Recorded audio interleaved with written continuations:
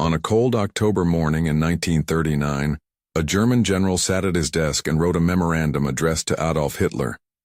He wrote not about troop dispositions or logistics, but about crimes he had seen with his own eyes. Public shootings, mass roundups, priests and teachers driven from their homes, Jews stripped and humiliated in the streets. That document, part complaint, part professional rebuke, would mark him out from nearly every other senior officer of the Wehrmacht. It would also begin a descent from influence that led ultimately to his detention after the war and an ambiguous, contested end. This is the untold story of Johannes Blaskowitz, a general who used the instruments of the military, reports, memoranda, chain of command, to confront the SS's violence, and who paid a price for doing so. Johannes Blaskowitz was a product of the German officer class. Born into a milieu shaped by Prussian discipline and military tradition, he came of age before the First World War, served through that conflict, and remained in the professional army as it was reduced and rebuilt under the Weimar Republic. By the late 1930s, he had earned a reputation as a steady, exacting commander, an officer concerned with order, discipline, and the rules that governed battle and occupation. He was not a political firebrand. He was, in the terms of his peers, a professional soldier, but professionalism in the Wehrmacht, as Blaskowitz came to see it in 1939, had a moral limit. The German campaign in Poland had been swift and decisive from a military standpoint. The Eighth Army, which he commanded during the fall campaign, achieved its objectives. Yet victory did not bring peace.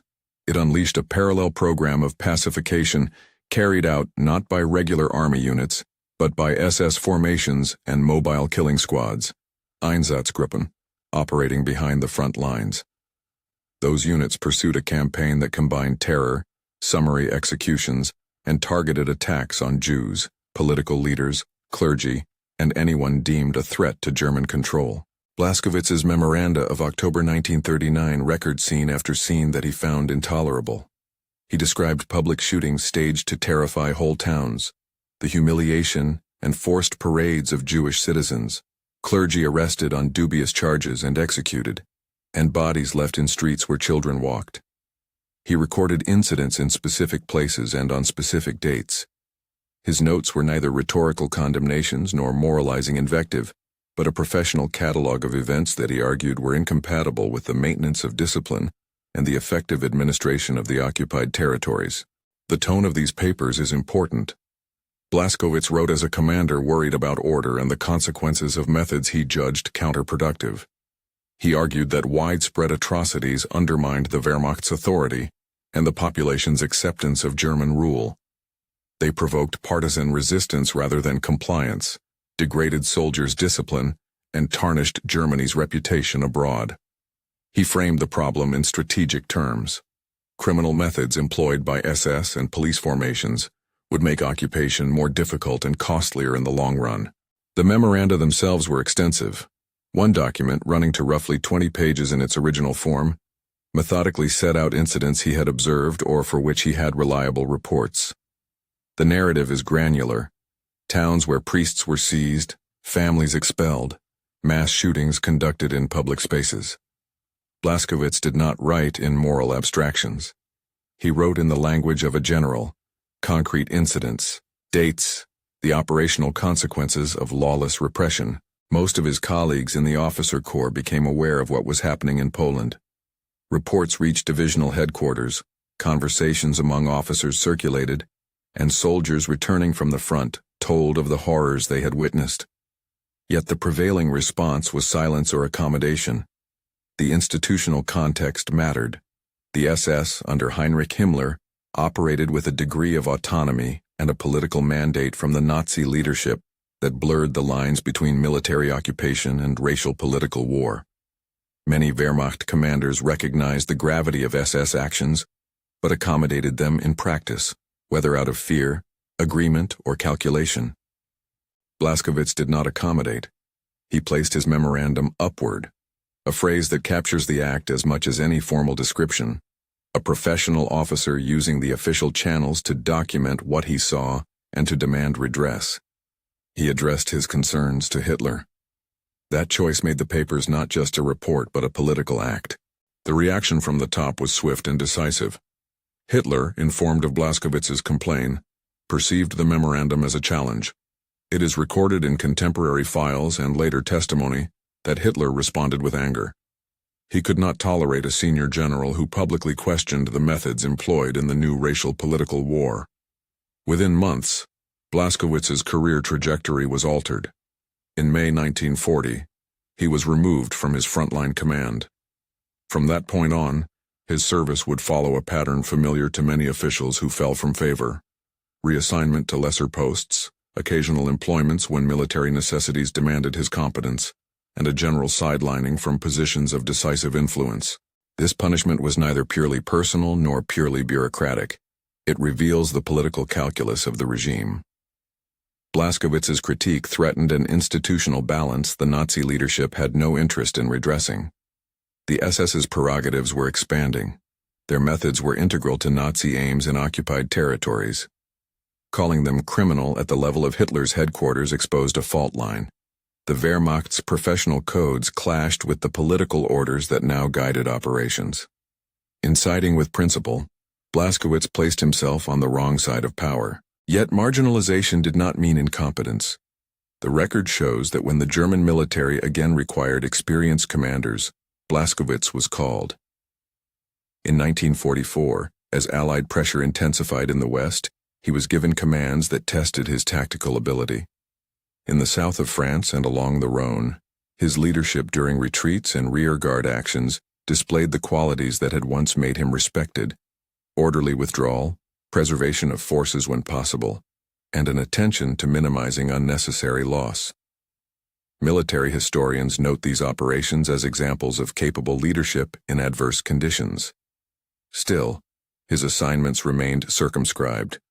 He was used for missions yet not entrusted with the highest responsibility.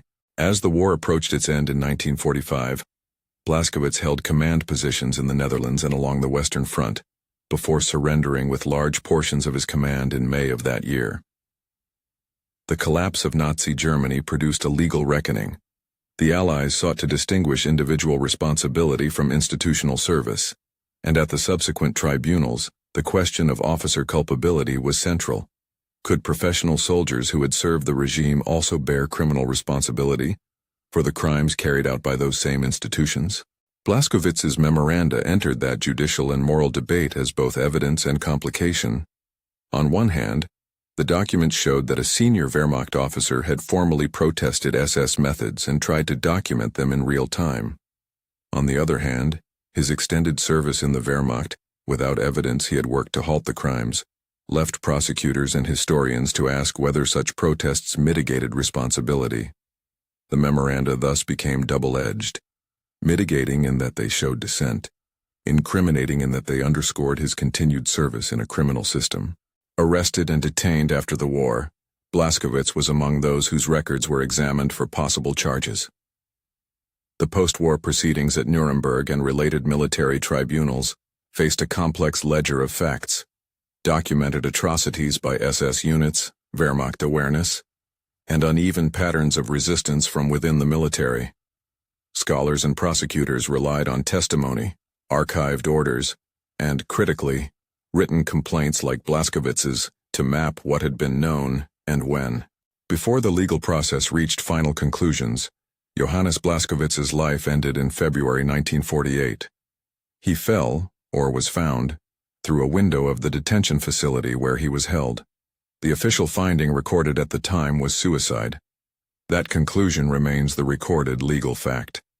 Yet the circumstances surrounding the fall have prompted sustained debate among historians and contemporaries alike. Several factors complicate a simple reading. Blaskowitz had documented powerful figures' crimes. He was scheduled to provide testimony that implicated SS practices and perhaps higher-level actors, and the post-war environment was one of profound institutional anger and political realignment. Some contemporaries and later observers have questioned whether the conditions of his detention, the level of guard supervision, or other undetermined elements make the suicide ruling entirely persuasive. It is crucial, however, to keep this debate within the bounds of evidence. There is no consensus among responsible historians that Blaskowitz was murdered, nor is there unambiguous documentary proof that his death was the result of foul play. What remains indisputable is the ambiguity itself. A senior officer who had publicly opposed SS methods died under circumstances that invite scrutiny. That ambiguity has only deepened the paradox of his historical position. The paradox is the core of the Blaskowitz story. He was both a participant in a criminal system and, in a limited but real sense, a protester against one of its most brutal components. He used the instruments of military professionalism to document atrocities and to argue that they were harmful to military interests. Yet he remained a senior officer of the Wehrmacht, operating within the structures that made those crimes possible. He did not resign his commission in protest, nor did his memoranda halt SS operations. His dissent was real but limited by the institutional constraints of a totalitarian state and by his commitment to the military chain of command. Why then has Blaskowitz's story remained relatively untold? Part of the reason lies in collective memory. The dominant narratives of World War II have long emphasized the binary of Nazi criminality on one side and Allied resistance on the other. Stories that complicate this picture, of Wehrmacht awareness, of internal protests that were insufficient to stop systemic violence, sit uneasily within heroic or condemnatory frameworks. Blaskowitz's papers do not fit neatly into the story of German resistance, nor do they absolve the Wehrmacht of institutional complicity. They exist in a gray zone that challenges simplistic moral categorizations. Another reason is institutional reluctance. In the immediate post-war years, both German institutions and Allied occupiers had incentives to either minimize the Wehrmacht's culpability to facilitate reconstruction or to emphasize SS centrality as the sole locus of criminality. A protest by a single general complicates both narratives. It suggests that some in the Wehrmacht recognized wrong and still did not or could not stop it. That complexity may have made Blaskowitz's case less convenient for either political or historical agendas. Yet the memoranda remain a vital historical source precisely because they disrupt tidy stories. They show that knowledge of SS operations was not confined to intelligence circles or later trials. It existed in field commanders' notebooks. They also show the limits of moral courage in an authoritarian structure. The act of documentation and complaint was courageous in its context, but insufficient to address the systemic violence that was politically sanctioned and organizationally entrenched. How should we judge Blaskowitz? Historical judgment must be governed by nuance. To cast him as an unblemished hero would be to ignore the realities of his service and the institutional role he played. To portray him as a mere functionary hiding behind a late protest would be to minimize the recorded specificity and the professional risks in issuing such memoranda. The more defensible position is to recognize both facets: a senior officer who witnessed crimes, who used formal channels to oppose them, and who remained an actor within a criminal regime whose structures he did not dismantle. That duality raises broader questions about dissent inside authoritarian institutions. How effective can internal protests be when the political leadership endorses or requires methods at odds with professional norms? What does the presence of a dissenting voice mean when it is isolated, and when the surrounding organization either ignores or actively suppresses that voice? Blaskowitz's papers provide a historical case study of these dilemmas, testimony to the possibility of principled objection, and to the fundamental limits of such objection when political power and ideological missions override professional ethics. The final image of Blaskowitz's memorandum being placed on a desk, stamped and transmitted upward, is therefore both inspiring and sobering. It is inspiring because it documents a refusal to remain silent. It is sobering because it illustrates how limited that refusal proved to be in altering the machinery of state violence. The writing did not stop the killings. It did not force immediate accountability. It did, however, preserve evidence. Those pages, pushed into Hitler's files and into the post-war record, remain a testament that someone in uniform tried to register a formal protest. In the end, Blaskowitz's story resists a tidy moral verdict. It asks us to live with complexity, to acknowledge the reality of individual protest and the reality of institutional complicity at the same time. It compels historians and citizens to examine how organizations permit, facilitate, or suppress dissent, and to ask what responsibility falls upon those who serve within them. The case also leaves open pressing questions. Why has this episode not received the broader attention its documents might warrant? How should legal systems weigh the presence of protest within an officer's record against their broader participation in criminal institutions? And what do the unresolved circumstances of Blaskowitz's death tell us about the fraught transition from wartime authority to post-war justice? Those questions are not merely historical curiosities. They have bearing on how societies remember and judge complicity and resistance, how post-conflict reconciliation navigates mixed legacies, and how individuals within institutions make moral choices under pressure. If you want to delve deeper into the primary sources, Blaskowitz's memoranda themselves, files from the Wehrmacht's occupation records, or the transcripts of post-war proceedings, links and recommended reading are available in the description below. Consider the documents directly.